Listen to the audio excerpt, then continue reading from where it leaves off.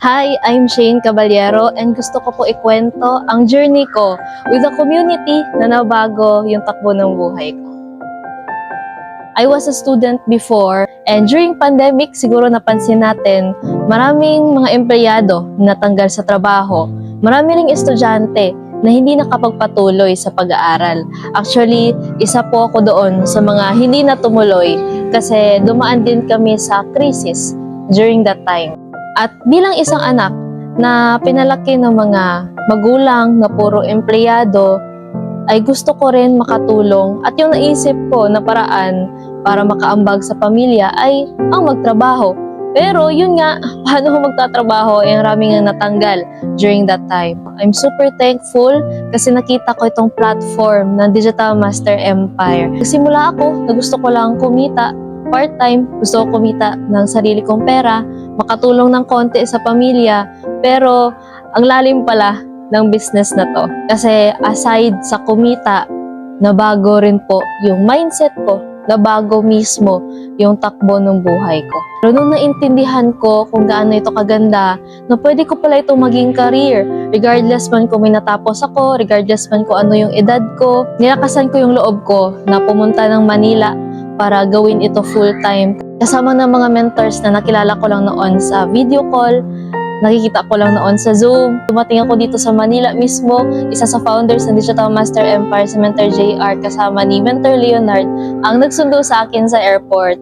Ganito pala dito sa community ng Digital Master Empire na tuturing ka bilang isang pamilya. Long story short, nung nag-decide ako, ayun, na-experience ko kumita ng 5 figures, minsan 6 figures, dahil din sa sipag na ginagawa natin, dahil sa system na meron ang community. And hindi lang yan, nagkaroon na rin tayo ng position sa company bilang silver executive. At dahil sa sipag natin, ilang beses na rin tayo na recognize dito sa community. At ako personally, bilang mahilig mag-travel, bonus na lang sa akin yung income. Yung nagustuhan ko talaga rito ay yung na-experience mo yung mga bagay na hindi mo ma-experience before.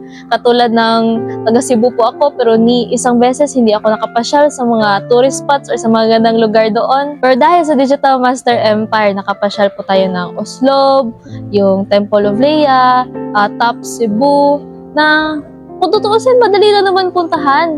Pero dahil nga hindi yun yung priority, dahil nga mas pipiliin na yung pera pang araw-araw na lang, i-save na lang, ganyan.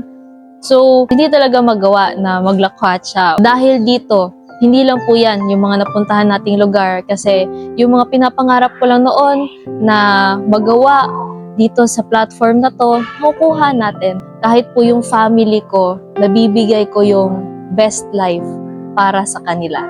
And bilang anak, na mahal ko yung mga magulang ko, ang sarap sa pakiramdam na sa batang edad, nakakapag-give back na tayo. Ang sarap sa pakiramdam na yung mga parents natin na andyan pa, bata pa sila, na-enjoy pa nila yung buhay na gusto mong may parana sa kanila.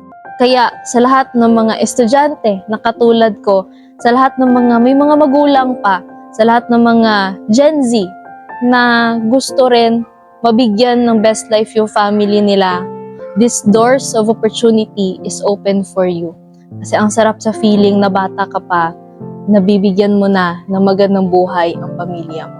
And I'm super thankful na sa journey ko with this industry, natagpuan ko yung tamang company, natagpuan ko yung tamang community, natagpuan ko yung mga tamang mentors na i-guide ako sa tamang landas. And I know kung umabot ka sa part na to ng video na to, na-inspire ka. Na regardless of your background, regardless kung ano yung natapos mo, pwedeng-pwede ka pala rito.